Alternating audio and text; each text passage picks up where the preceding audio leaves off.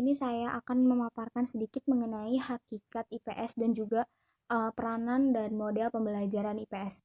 Hakikat IPS sendiri adalah telaah dari manusia dan juga dunianya. Sebagaimana yang kita ketahui bahwa manusia merupakan makhluk sosial yang hidup secara bersama-sama dengan sesamanya.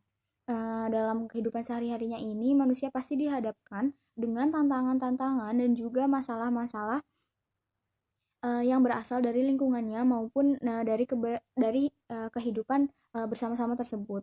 Nah, IPS sendiri memandang manusia dari berbagai sudut pandang. Bagaimana keserasian manusia dalam melakukan aktivitasnya sehari-hari, baik dengan lingkungan maupun dengan sesamanya. Sehingga bisa dikatakan bahwa IPS ini merupakan kajian mengenai bahan ajar atau bahan belajar mm, yang berasal dari manusia dan juga IPS, para guru diharapkan bisa memberikan metode yang baik kepada para peserta didiknya. Salah satunya melalui pendekatan inquiry. Menurut para ahli, pendekatan inquiry ini adalah upaya untuk menghilangkan kebosanan para peserta didiknya ketika melakukan pembelajaran di kelas.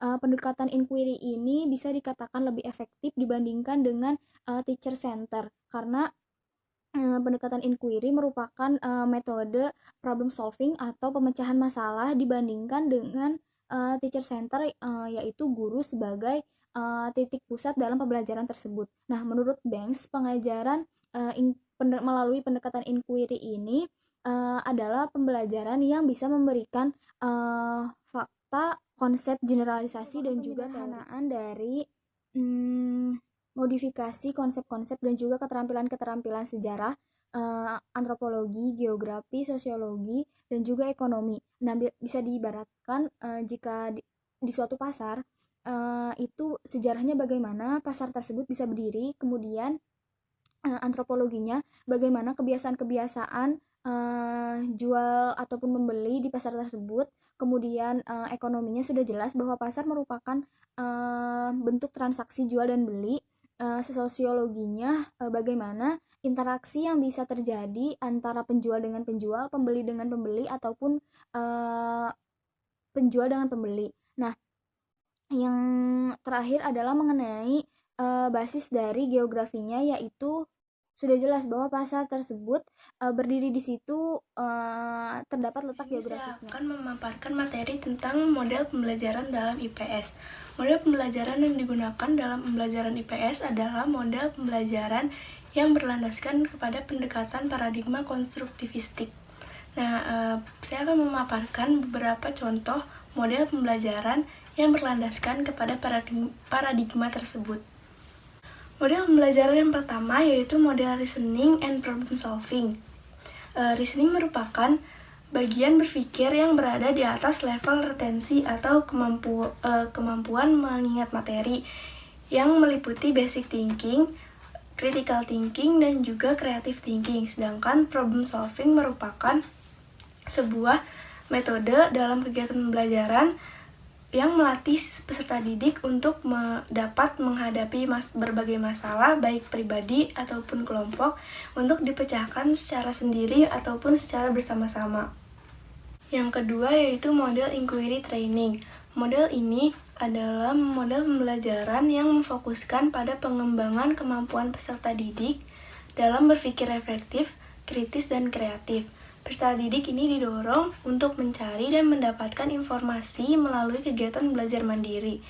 Nah, pengembangan strategi pembelajaran dengan model ini itu dipandang sangat sesuai dengan karakteristik materi pembelajaran IPS yang bertujuan mengembangkan tanggung jawab individu dan kemampuan berpartisipasi aktif baik sebagai anggota masyarakat dan juga warga negara. Selanjutnya yaitu model problem-based instruction.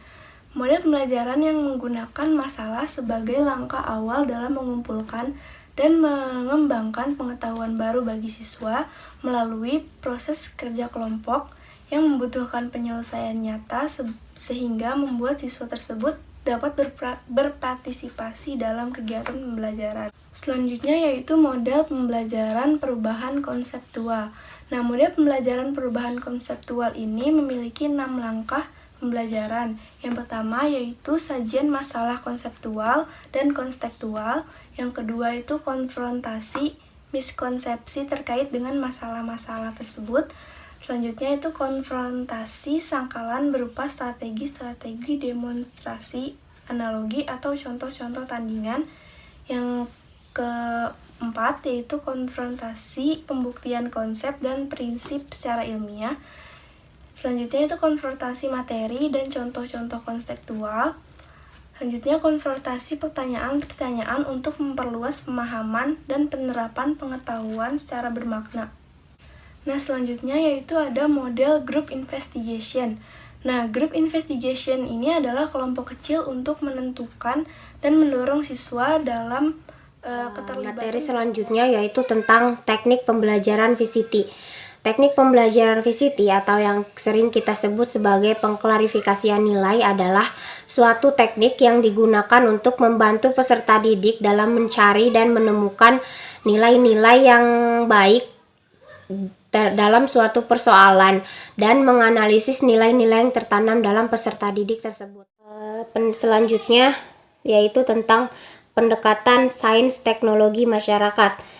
Pendekatan ini digunakan untuk mencapai suatu tujuan pembelajaran yang berkaitan dengan lingkungan dengan cara melibatkan peserta didik untuk mencari informasi dan memecahkan masalah yang ada dalam kehidupan sehari-harinya.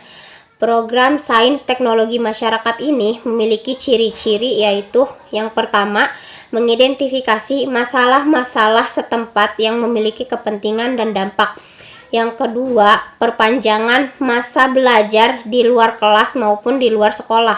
Yang ketiga, fokus kepada dampak sains teknologi terhadap peserta didik. Yang keempat, mengidentifikasi dampak sains teknologi terhadap masa depan. Yang kelima adalah kebebasan atau otonomi dalam proses belajar.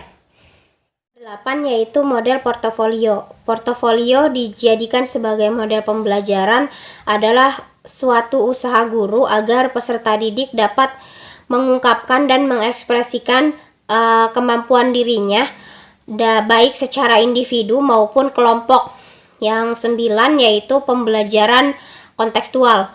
Pembelajaran ini dalam penerapannya di dalam kelas melibatkan 7 utama pembelajaran yang efektif. Yang pertama, konstruktivisme. Yang kedua, bertanya. Yang ketiga, menemukan. Yang keempat, masyarakat belajar. Yang kelima, permodelan. Yang keenam, refleksi. Yang ketujuh, penilaian yang sebenarnya. Terakhir, yaitu model inquiry sosial. Model inquiry sosial adalah suatu model yang menghubungkan istilah inquiry dengan pengembangan kemampuan peserta didik untuk menemukan dan merefleksikan sifat kehidupan sosial. Guru sebagai reflektor dan pembimbing, yang dimana sang guru memberikan bantuan kepada peserta didik dalam menjelaskan kedudukan mereka dalam proses belajarnya. Baik, di sini saya akan menjelaskan mengenai implementasi model-model pembelajaran IPS. Yang pertama itu mengklarifikasi dan mendefinisikan masalah. Jadi, fungsi guru di sini sebagai fasilitator memberi kemudahan kepada siswa. Dalam proses bimbingan, guru lebih banyak mendengarkan berbagai keluhan, ungkapan kesulitan dan masalah. Selain itu, guru juga dapat mengarahkan dan membantu siswa menggunakan keterampilan pemecah masalah. Yang kedua, mencari alternatif solusi.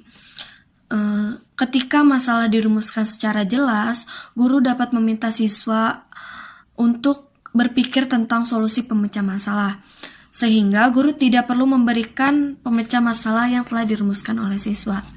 Yang ketiga, menguji alternatif solusi. Jadi di sini guru membantu siswa menguji manfaat dan kegunaan dari setiap alternatif solusi. Sebagaimana dalam tahap mencari alternatif solusi, peran guru pun hendaknya tidak lepas dari keterampilan mendengarkan secara aktif. Yang keempat itu memilih solusi. Jadi di sini guru membantu siswa mencari solusi yang disarankan oleh siswa. yang menyenangkan atau cocok, dan yang akan menimbulkan potensi dan hasil positif yang menguntungkan.